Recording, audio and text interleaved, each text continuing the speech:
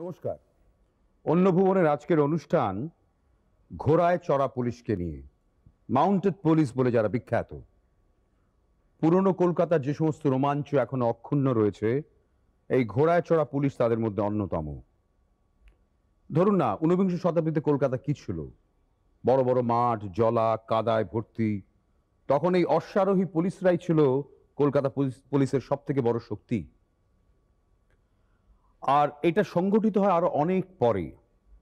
যেমন 1857 সালে যখন গোয়ালিয়রের মহারাজা এখানে আসেন, তখন তাকে দেখতে প্রচুর ভিড় হয় এবং এই মাউন্টেড পুলিশ দিয়ে তখন সেই ভিড়কে প্রায় আয়ত্তে আনতে হয়েছিল। এরপরে যখন ওয়াজিদ আলী শাহ ব্রিটিশের বন্দী হয়ে কলকাতায় আসেন, তাদের প্রিয় নবাবকে দেখার জন্য প্রচুর জনসমাগম হয়, তখন এই অশ্বারোহী পুলিশ সেই জনতাকে শান্ত করেছিল। এরপরে খেলার মাঠেও একটা ঘটনা ঘটেছিল। 1911 সালে যখন সাহেবদের হারিয়ে দেয় আমাদের দেশি মোহনবাগান টিম, তখন মাঠে একটা প্রায় বিরাট বিশৃঙ্খলার সৃষ্টি হয়। তখন এই মাউন্টেড পুলিশ তাকে শান্ত করে। আজকে আমাদের মধ্যে অনেক বিখ্যাত লোকেরা রয়েছেন, আমি তাদের সঙ্গে পরিচয় করিয়ে দেব। প্রথমে পরিচয় করিয়ে দিই চিত্রশিল্পী শ্রী সুনীল দাসের সঙ্গে। কারণ এই মাউন্টেড পুলিশের সঙ্গে সুনীল দাসের একটা সম্পর্ক ছিল বহুদিনের, যেহেতু তিনি প্রচুর ঘোড়ার ছবি এঁকেছেন তাদের আস্থা বলে খুব কাছ থেকে দেখে। সুকুমার সমাজপতি, বিখ্যাত খেলোয়াড় এবং গায়ক। তুষার তালুকদার, বহুদিনের পুলিশের প্রশাসক এবং শিল্প সংস্কৃতির সঙ্গে যুক্ত বহুদিন ধরে।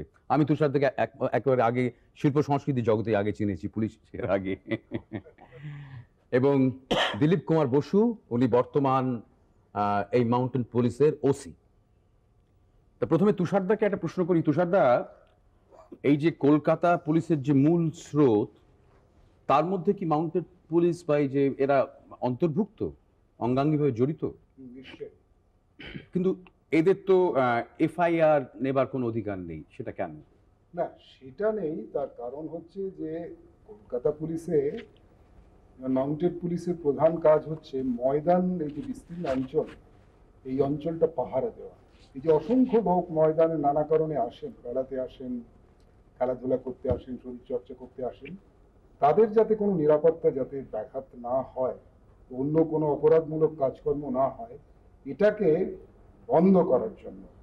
কিন্তু এলাকাটা হেস্টিংস থানার মধ্যে, যেহেতু কাজেই কেসগুলো লেখা হয় হেস্টিংস। ও আচ্ছা আচ্ছা। মাউন্টেড পুলিশের ওসি তিনি একটা কিছু দেখলেন, তিনি কেসটা লিখতে গেলে তাকে যেতে হবে হেস্টিংস থানাতে। কিন্তু mounted police is very much an integral part of Calcutta. কিন্তু বিভিন্ন যে আগে অনুষ্ঠানগুলোতে ব্যবহার করা হতো মাউন্টেড পুলিশকে, সেটা কি আজকাল করা হয়? সেটা আপনি বলতে পারবেন? কিরকম অনুষ্ঠান? বিভিন্ন সেরিমোনিয়াল অনুষ্ঠানে। সেরিমনিয়াল অনুষ্ঠানে ধরুন বাইরের দেশের ডিগনিটারিজ যদি আসেন বা আমাদের দেশের রাষ্ট্রপতি এলেন, আর দুটো জিনিস আমরা ব্যবহার করা হয় মাউন্টেড পুলিশকে। একটা হচ্ছে মহরম প্রসেশনের জন্য ব্যবহার করা হয়, শীতাম্বর দিগম্বর প্রসেশনের জন্য ব্যবহার করা হয়। এটা আউট অফ পার্ট ডিউটি এগুলো করা হয়। মানে এটা প্রসেশনের মানে সুরক্ষার জন্য না? হ্যাঁ, প্রসেশনের মানে একটা সুরক্ষা হিসেবে, সুরক্ষার জন্য করা হয়। এটা কেন করা হয়েছে তুষারদা? এটা অনেকদিন আগে চালু হয়েছিল। মাউন্টেড পুলিশ তুমি যেটা বললে, যে প্রথম যেটা, সেটা তো তখন তো অটোমোবাইল বা কিছুই তো আসেনি, তখন একটা গতির দরকার ছিল। কাজী মাউন্টেড পুলিশ, এবং সেই আমলের লেখা টেখা যদি পড়ো, দেখবে যে সেই ঘোড়ায় চড়ে লালমুখ সার্জেন্ট, সার্জেন্টও বেশি লেখা হতো না, সার্জেন্ট বলা হতো। সেই আসিয়া হাজির হইল, ভিড় ছত্রভঙ্গ হইয়া গেল, এই সমস্ত আছে। আমরা এই ছেলেবেলায় দেখেছি ডিসুজার। হ্যাঁ, এটা মেনলি ক্রাউড কন্ট্রোল, বা একটা কোথাও কোনো একটা বাজে জমায়েত হচ্ছে সেটাকে ছত্রভঙ্গ করা। তখন কিন্তু তারা শহরের বিভিন্ন অঞ্চলে টহল দিত, খালি ময়দানটা আসতো, শ্মশানেও দেখতাম, শ্মশানঘাটে, শ্মশানঘাটের দিকেও মাউন্টেড পুলিশ দেখা গেছিল, মানে যেখানে ঘোড়া চলতে সুবিধে আর কি। সুবিধে পরবর্তী না। কিন্তু তখন সে সময় তারা শহরের সব অঞ্চলেই তাদেরকে পাঠানো হতো, তারা যেহেতু অন্য কিছু তখনও আমাদের পুলিশের হাতে ছিল না। মানে পরবর্তীকালে আস্তে আস্তে ময়দানের দিকে চলে যায়, ময়দান ঘিরে। হ্যাঁ, যেহেতু তখন মোটর সাইকেল, মোটর গাড়ি ইত্যাদি নানাভাবে আমাদের এই যে অটোমোবাইল স্কোয়াড, যেটা তার ব্যবহারটা যখন আরম্ভ হলো। কিন্তু মাউন্টেড পুলিশের মধ্যে একটা বেশ সাবলীল ভঙ্গি রয়েছে, আমার যেটা ছেলেবেলাতে দেখে এসেছি। একটা গ্র্যান্ডার রয়েছে, ম্যাজেস্টিক যাকে বলে। হ্যাঁ, ম্যাজেস্টিক খুবই। এবং এটা হচ্ছে অবশ্যই ঘোড়ার জন্য। এবং এটা দেখা যায় যে, যেমন ধরো আমাদের ভারতবর্ষের ইতিহাসটাই তো পাল্টে দিল ঘোড়া। বাইরে থেকে আর্য বলিয়া যাই বলি, এবং যে কোনো শাসক বা শাসন শক্তির সঙ্গে এই অশ্বারোহী বাহিনী আগেকার আমলে খালি যুদ্ধ করা তা নয়, তুমি যেটা বললে সেরিমোনিয়াল পারপাসে, সব মিলে এটা একটা কিন্তু খুবই একটা ইন্টিগ্রাল বা অবশ্য প্রয়োজনীয় একটা অংশ, সেই হিসাবেই এটা আছে। আর ঘোড়ার তো একটা গতি আছে সেটা দেখতে, এমনকি যখন আপনাদের অফিস থেকে পুরো বেরোয় বেরোয় ওটা, সেটাই একটা দেখার জিনিস, হ্যাঁ। এখন দেখতে ভালো লাগে। হ্যাঁ, না, ঘোড়ার সাথে কিন্তু যখন মাউন্টেন পুলিশের অফিসাররা ইউনিফর্ম নিয়ে হ্যাঁ, হ্যাঁ সুন্দর লাগে। Very elegant. Very elegant. এখন যদি এই অবস্থায় ঘোড়া পিঠে বসি, ডাজন্ট লুক এলিগেন্ট। না, So it is related to the horse ওই and the পোশাক। personality who is sitting on top. ঠিকই বলেছেন। এখন 26শে জানুয়ারির যে আমাদের যে সেরিমোনিয়াল প্যারেড, হ্যাঁ, সবচেয়ে বেশি হাততালি তো পাই হ্যাঁ। Mounted police, Exactly, একেবারে, তাই তো। একেবারে। এত ভালো লাগে। ঘোড়া প্রেমে আমি পড়ে গেছিলাম। হ্যাঁ, সেটা একবার সুনীল দা আপনাকে কাছে আসছি। আপনি তো লোকে বললেই ওর সুনীল দাসের ঘোড়া, হ্যাঁ। ঘোড়া নেই আর এখন সুনীল দাসের ঘোড়া হয়ে গেছে, লোগো হয়ে গেছে। লোগো হয়ে গেছে প্রায়। That's right. আপনি তো দীর্ঘদিন এদের আস্থা বলে কাছ থেকে দেখে ঘোড়ার শুধু উপরের ছবি নয়, তার ভেতরের যে গতি, তার ভেতরের যে কাঠামো, সবকিছুই আপনি বের করার চেষ্টা করেছেন। সেই সম্পর্কে দর্শক না, আসল কথা হচ্ছে যে কোনো জিনিসকে পেতে হলে তাকে সত্যি করে ভালোবাসতে হয়। তাই তো। যদি ভালো না বাসা যায়, মানুষই হোক, প্রাণী হোক, পশু হোক, যে কোনো স্তরের লোককে, যে কোনো স্তরের বস্তুকে, তাকে পেতে হলে ভালোবাসতে হয়। ঘোড়ার প্রেমে আমি পড়ে গেছিলাম, তার কারণ ছোটবেলায় খুব খেলাধুলা করতাম, তাই স্পোর্টিং অ্যাটিটিউডটা আমার মনের মধ্যে সবসময় ছিল। আমি অনেক রকম কাজ করেছি, কিন্তু তাতে ক্লান্ত বোধ করতাম। মানে গতিটা আপনার গতিটা রক্তের পেতাম না। মধ্যে। এই যে ছবিটার মধ্যে যেরকম শুধুমাত্র ঘোড়ার আকৃতি নেই, হ্যাঁ। গতিটা দেখা গতিটা আছে, কেন গতিটা is become a challenge to me. এই গতিকে নিজের আবদ্ধে আনা, নিজের মুড কন্ট্রোল আনার জন্য আমি ঘোড়া স্টেবিলে গিয়ে রাত জাগতাম।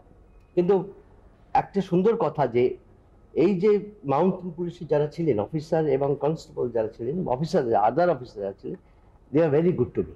যেটা বলছিলাম যে আমার যতটা মনে পড়ে, তখন যে কমিশনার ছিলেন মাউন্টেন পুলিশে, mister T Suja, he was so good to me. আমাকে বললো যে তুমি কেন রোজ এইগুলো বয়ে বয়ে বাড়ি নিয়ে যাবে, I will keep it here and it come and study here. Then আমি তখন ওখানে গিয়ে রাখতে রাখতে এমন কাণ্ড ঘটে গেল যে ঘোড়ার প্রেমে এমনভাবে পড়ে গেছি, তো ভাবলাম যে ঘোড়ার কাছে পেতে হলে, ঘোড়ার কাছে যেতে হলে আমাকে রাত্রে স্টাডি করতে হবে। ঘোড়ার যে শিরা, উপশিরা, সমস্ত তার মুভমেন্ট, তার সমস্ত সময়, বিভিন্ন স্তরে হ্যাঁ। তার পজিশনগুলো আমি স্টাডি করার জন্য আমি সারাদিন ঘোড়ার শুনলে পড়ে থাকতাম, এমনকি রাত্রে শুনতাম। সেই ঘোড়া পরবর্তীকালে আমাকে সমাজের কাছে, ভারতবর্ষের নাগরিকের কাছে আমাকে সম্মান এনে দিয়েছিল। আমি 1959-এ আমি জাতীয় পুরস্কার পাই, সেটা আমাদের ভারতবর্ষের প্রথম প্রেসিডেন্ট রাজেন্দ্র প্রসাদ আমাকে দিয়েছিলেন। সেই খুশিতে আমার বন্ধুরা, মাউন্টেন পুলিশের সমস্ত কর্মীগণ উৎসাহে একেবারে মুখরিত। আমাদের সবাই মিলে হইচই করে জিলিপি টিলিপি নিয়ে তারা আনন্দে একেবারে ভাবতেই পারিনি আমি এই পুরস্কার পেতে পারি রাষ্ট্রপতির কাছ থেকে। সেটা একটা প্রচণ্ড মুহূর্ত। পরবর্তীকালে দেখা গেল যে এই ঘোড়া আমাকে বহুদূর নিয়ে গেছে। তার কারণ হচ্ছে ঘোড়ার প্রতি যে আমার ভালোবাসা, একাগ্রতা, তার সাথে আমার প্রেম, সেটা মানে শুরু এই কলকাতার mounted police, exactly Kolkata mountain police. আলিপুরেও যেতাম মাঝে মাঝে, রেসকোর্সেও যেতাম, কিন্তু মাউন্টেন পুলিশের যে ঘোড়াগুলোর প্রতি যে আমি নিজের একটা একাত্মবোধ তৈরি করেছিলাম, ঘোড়া আমাকে ভালোবাসতো, আমি ডাকলে আসতো। এটা এখন আমি মনে মনে ভাবি সেই দিনগুলোর কথা। এমন প্রেমে পড়ে গেছিলাম, ভাবলাম কি ঘোড়ার অ্যানাটমি কিনবো, স্কেলিটন কিনবো, বাড়িতে স্টাডি করবো ঘোড়াকে। ঘোড়া আমাকে ছুটিয়ে নিয়ে গেছে আজকের এই দিনটাতে। আজকে আপনার কাছে এসেছি সেই ঘোড়ার ছাত্র বয়স থেকে আজ যে মুহূর্ত আমার জীবনে, সেটা পেছনে ঘোড়ার প্রচন্ড অবদান। এই জন্য ঘোড়াকে জীবনই বুঝতে পারি। সবাই আমাকে আমার সময় বলে ঘোড়া সুনীল দাস। এবার আপনাকে একটা প্রশ্ন করি, আপনি তো খেলার মাঠের লোক, হ্যাঁ, আর খেলার সঙ্গে এই অশ্বারোহী পুলিশ অঙ্গাঙ্গিভাবে জড়িত। জড়িত। হ্যাঁ, হ্যাঁ। আমাদের ছেলেবেলায় মনে আছে, আমরা র্যাম্পাটি উকিমের খেলা দেখছি, প্রচন্ড ভিড়, হঠাৎ অশ্বারোহী পুলিশ এসে গেল, সব ফাঁকা হয়ে গেল। হ্যাঁ, কারেক্ট। তা আপনার খেলার মাঠে সবসময় আপনার কি মনে হতো খেলতে খেলতে এই যে চারপাশে ঘোড়ায় চড়ে পুলিশরা ঘুরে বেড়াচ্ছে, এদের দায়িত্ব? না না না, খেলতে খেলতে আমার কখনো মনে হয়নি। সময় আমি আসলে বলি, আর আমি ময়দানে খুব ছেলেবেলার থেকে যেতাম, আমার কাকা বাবা ওরা সবাই খেলতেন ময়দানে। আমি বছর 3-4 বয়স থেকে ময়দানে যেতাম, যার জন্য এই মাউন্টেড পুলিশ সম্বন্ধে আমার একটা অদ্ভুত ভীতি অ্যাট দ্য সেম টাইম স্বপ্নালু ব্যাপার ছিল একটা। তো দূর থেকে দেখতাম আর এত ম্যাজেস্টিক লাগতো, সামনে যেতে ইচ্ছে করতো কিন্তু সামনে যেতে ভয় পেতাম। তবে পরবর্তীকালে আস্তে আস্তে বেড়ে উঠলাম, ময়দানে খেলা শুরু করলাম। তো আমাদের যারা জুনিয়র প্লেয়ার তখন, মানে 3rd ডিভিশন 2nd ডিভিশন যারা খেলছে, তাদের কাছে কিন্তু এই মাউন্টেড পুলিশ একটা বিরাট সহায় ছিল। কারণ বলি, বাইরের খেলায় প্রায় গন্ডগোল হয়, আর গন্ডগোলের সময় একমাত্র ভরসা কিন্তু মাউন্টেড পুলিশ। আর মাউন্টেড পুলিশ দেখলে সুরসুর করে সবাই পালাতো। হ্যাঁ, এমন অনেক দিন হয়েছে হয়তো আমরা 1 গোলে জিতছি, হয়তো অপোনেন্টের কিছু অফিসিয়ালস কিছু সাপোর্টার্স মিলে মাঠে ঢুকে পড়ে খেলাটা ভণ্ডুল করে দেওয়ার ধান্দা। কিন্তু ওই মাউন্টেড পুলিশ মানে পরিত্রাতা একেবারে, সব খটখট করে দৌড়ে এসে সামনে একেবারে একদম পরিষ্কার হয়ে গেল, আবার খেলতে শুরু করলাম। আর সব থেকে যেটা বড়, যখন ইস্টবেঙ্গল মোহনবাগান খেলা ধরুন হচ্ছে কোথাও, পাশের মাঠে আমরা খেলছি, আমার এত খারাপ লাগতো। সাধারণত ওই বড় ম্যাচগুলো তাড়াতাড়ি খেলা শেষ হয়ে যেত, আর আমাদের খেলাটা তখনও চলছে। গ্রাহ্য করতো না যে আমাদের যে একটা ফুটবল খেলা হচ্ছে মাঠে, সবাই মাঠে ঢুকে পড়তো, ওই দর্শকেরা পাশ দিয়ে যাচ্ছে। ভগবানকে বলতাম, ভগবান এর কি কোনো রেহাই নেই? ভগবান বোধহয় ডাকটা শুনেছিলেন। তারপরে দেখতাম ওই ধরনের ব্যাপারের পরে প্রায় দেখতাম বেশ কিছু মাউন্টেড পুলিশ দাঁড়িয়ে রয়েছে এবং মাঠের মধ্যে কিছুতেই আর কোনো দর্শক ঢুকতে পারছে না। তো এইরকম অনেক ছোট ছোট ঘটনার সাক্ষী হয়ে আছি, সাক্ষী হয়ে আছে মাউন্টেড পুলিশ আমাদের মনে। ছেলেবেলায় ছিল স্বপ্নালুর দৃষ্টিতে দেখতাম, হ্যাঁ প্রচন্ড রোমাঞ্চ। আর সত্যি কথা বলতে কি, ওই ম্যাজেস্টিক ব্যাপারটা এত ভালো লাগতো, আর গতি। আর একবার প্রচন্ড মারও খেয়েছিলাম, একটা লাথি খেয়েছিলাম ঘোড়া, সেটা আসলে খেলা দেখতে গিয়েছিলাম একটা ইস্টবেঙ্গল ভার্সেস রাজস্থান ম্যাচ, আমার মনে আছে। আমরা লাইনের প্রথম দিকে দাঁড়িয়ে, কিছু গুড্ডা টাইপের ছেলে এসে লাস্ট মোমেন্টে যা হয় ভন্ডুল করে দিল লাইনটা। তারপরে আমরা তখন মানে হই হই করছি, আর তখন আবার ওই টকবক করে এসে দৌড়ে লাইনটাকে ঠিক করছে। আর সেই সময় পেছনের পা দিয়ে একটা এরকম মারলো একটা ঘোড়া, পুরি বাবা, ওদের খুঁড়তো, মানে মিস্টার বাসু ভালো বলতে পারবেন, মানে এমন ব্যথা হয়েছিল, 2.5 মাস আমি ফুটবল খেলতে পারিনি। আরেকটা জিনিস আমি লক্ষ্য করেছি, সেটা আপনি বলতে পারবেন যে এইখানে যারা কনস্টেবলরা, তাদের খুব সেন্স অফ হিউমার, উইট আছে, কিন্তু খুব মজা করে মানে মানুষকে হ্যান্ডেল করে, একটা কথা বলে এমন ভাবে বলে। এটা তো প্রফেশনের মধ্যে পড়ে। ধরুন চাকরিটাকে মজা করে নিয়ে ভালো করে কাজটা করতে পারলে সেও আনন্দ পায়, দর্শকটাও আনন্দ পায়। এখন তাকে খুব বাজে করে বললে পরে তার মনে একটা অফেন্ডেড, কিন্তু তাকে সরাতেই হবে, লাইনটাকে মেনটেন করতেই হবে। আদারওয়াইজ অন্য লোক, যে আমাদের লাইন মেনটেন সব থেকে প্রথম আমরা লক্ষ্য করি কি, কেউ যেন পড়ে গিয়ে সাফোকেটেড না হয়ে যায়, টার্পেড না হয়ে যায়, লোকটা না মরে যায়, তার জন্য আমরা লাইনটাকে কেটে দিই। কাটতে গেলে লোকটা মনে একটা অসুবিধা হয় যে আমাকে সরিয়ে দিচ্ছে, তা তো নয় ঘটনাটা তুমিও ঢুকতে পারবে, কিন্তু আগের লোকটি ভালোভাবে ঢুকে যাবে, তারপরে তুমি এইভাবে আমরা এটাকে মেনটেন করি।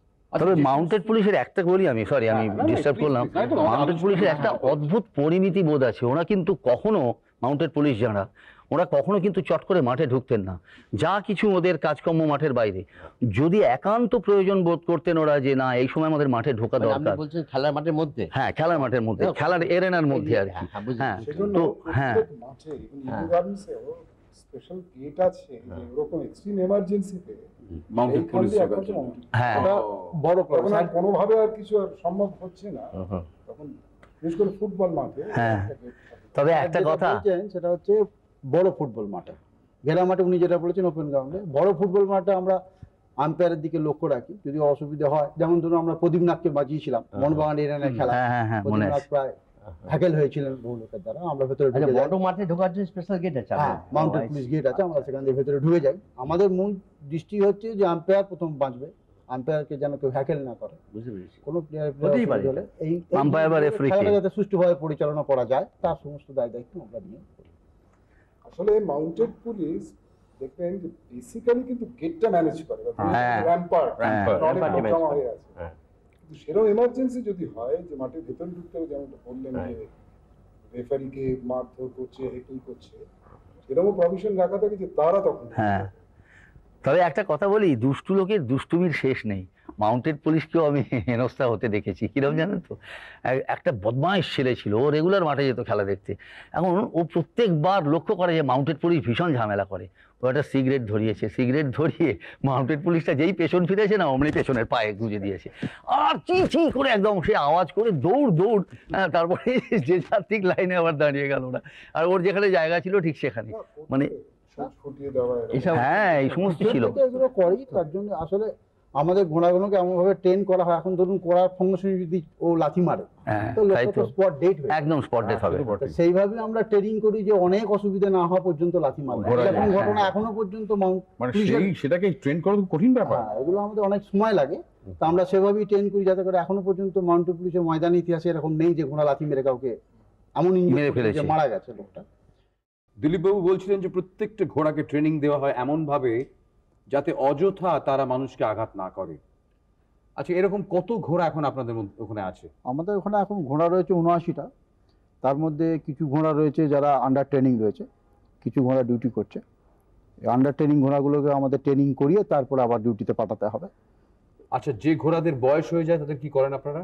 যে ঘোড়াগুলো বয়স হয়ে যাচ্ছে তারা যদি সুস্থ থাকে মানে তার পায়ে যদি কোনো ডিফেক্ট না হয়, হেঁটে চলে বেড়াতে পারে, তারা যতদিন না মারা যায় তা আমরা ওকে রেখে দিই।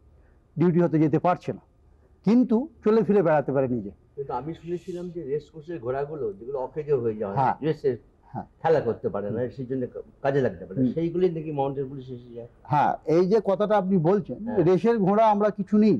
এখন ঘটনা হচ্ছে, তোমার কিন্তু ব্যাপারটা বুঝবেন, একটা প্লেয়ার খেলতে খেলতে সে একটা চোট পেয়ে বসে গেল, তার মানে তো এই নয় যে খোঁড়া হয়ে গেল। তাই রেসের ঘোড়াগুলো কি হচ্ছে, দুটো কারণে বাদ দেয় ওরা।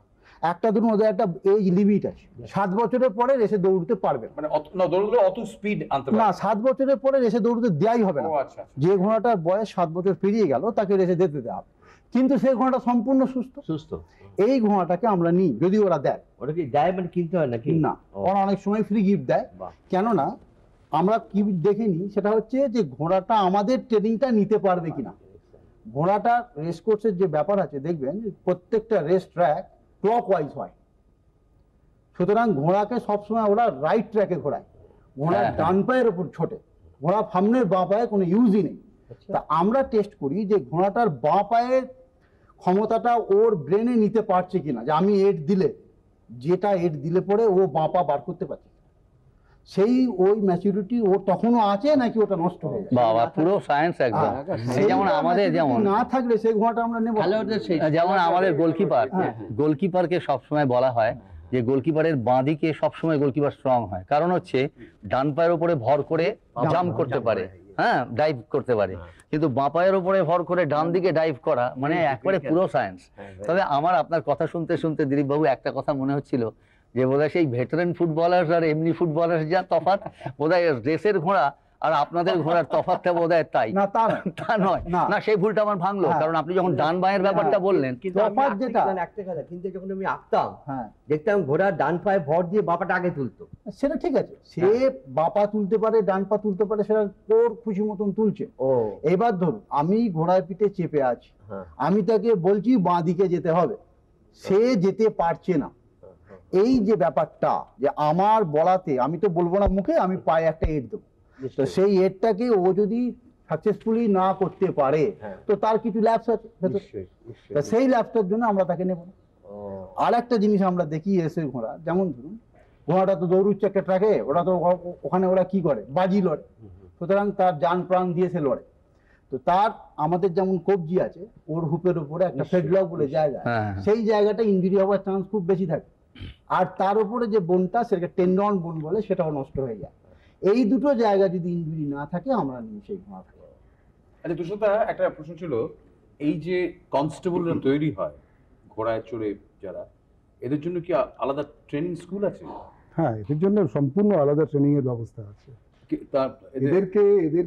এদের কিছু যারা আসে, যারা ধরো হয়তো নর্মাল কনস্টেবল বা সার্জেন্ট, সেই ট্রেনিং নিয়ে আসে, কিন্তু তারপরেও তাদের ঘোড়সওয়ার পুলিশ হওয়ার জন্য স্পেশালাইজ ট্রেনিং দিতেই হয়। না, ধরুন আপনাদের ক্ষেত্রে আইপিএস যারা, তারা যেন দেরাদুনে ট্রেনিং নিতে যায়, মুসৌরিতে। মুসৌরিতে আমরা প্রথম যেতাম, এখন অবশ্য হায়দ্রাবাদে হয়ে গেছে পুলিশ একাডেমি। এই ধরনের ট্রেনিং কি প্রথম থেকে ভাগ হয়ে যায়, যে একদল লোক মাউন্টেড পুলিশের না, যেমন মুসৌরিতে অফিশিয়াল লেভেলে আর কি, অফিসার লেভেলে? মুসৌরিতে আইএএস আইপিএস সকলকেই এই ঘোড়ায় চড়া ট্রেনিং দেওয়া হয় একটা কারণে, যে এখানে কনসেপ্টটা হচ্ছে যে যদি আমি একটা অ্যানিমালকে যদি আমি কন্ট্রোল করতে পারি, তাহলে যে কনফিডেন্স যেটা আসে, যে আত্মবিশ্বাস আসে, সেটা নানাভাবে সাইকোলজিক্যালি বোধহয় একটা লোককে অনেক রিচ। যে অ্যাডমিনিস্ট্রেশন চালায়। হ্যাঁ, এবং যে খুব মজার ঘটনা হলো, ওখানে ঘোড়া থেকে আমরা পড়েছি অনেকবার। তারপরে আমাদের ওখানে যারা ওস্তাদ ছিলেন, তারা বলতেন যে একটু ঘোড়াকে কি করে প্যাট করতে হয়, ঘোড়ার মুডটা কি করে বুঝতে হয়, পরীক্ষার সময় নানা রকম ঘোড়াকে নিয়ে আমাদের কসরত করতে হয়। যে সেখানে তুমি ঘোড়াকে কি করবে না করবে। তাতে দেখা যেত যে ঘোড়াও কিন্তু খুব কমিউনিকেটিভ, মানে কমিউনিকেট করতে পারে। ঠিক বলেছেন, আমার হুম, ক্ষেত্রে হুম। হতো যে আমি যখন ঘোড়াকে ওই ব্যাপারটাকে যখন ঘোড়ার সাথে আমার রিলেশন তৈরি হতো, তখন আমি ঘোড়াটাকে নিজের কাছে নিয়ে পেতে পারতাম, তখন তাকে আঁকতে আমার অনেক বেশি সুবিধা হতো। হ্যাঁ, আর আসলে হ্যাঁ, হ্যাঁ, বলুন বলুন হ্যাঁ। বলুন বলুন। যতক্ষণ না এই রিলেশনটা তৈরি হচ্ছে, যেটা আপনি বলছিলেন, ঠিক ওইভাবে যে রিলেশন যতক্ষণ না তৈরি হচ্ছে ততক্ষণ আপনি তাকে আপন করে নিতে পারছেন না। সেই জন্য প্রভুকে ঘোড়া এত বেশি ভালোবাসে, প্রভু তাকে নিজের করে নিতে পারে। ইনিশিয়ালি ঘোড়া পছন্দ করছে না তোমাকে, কিন্তু একটা বোঝার মতন ওর পিঠে চেপে আছো। হ্যাঁ। কিন্তু এই যদি বোঝে যে না এই লোকটার সঙ্গে কমিউনিকেট করছে, Exactly. ওর এই লোকটা আমায় দিকটা ভালোবাসে। দিকটা হ্যাঁ। বোঝার চেষ্টা করছে। ওই জন্য ঘোড়া পৃথিবীতে যত রিলেশন বিখ্যাত। ছাড়া আপনি ঘোড়াকে দিয়ে কাজ করাতে পারবেন না। হ্যাঁ, আপনি দেখুন, আমি বলছি আপনাকে, আপনারা দেখছেন তো টিভিতে শো জাম্প করছে, একটা ঘোড়া জাম্প করে চলে যাচ্ছে। মনে করুন রাম জাম্প করছে শ্যাম ঘোড়ার উপরে, যদু জাম্প করছে অন্য একটা ঘোড়ার, বিয়ে ঘোড়ার উপরে।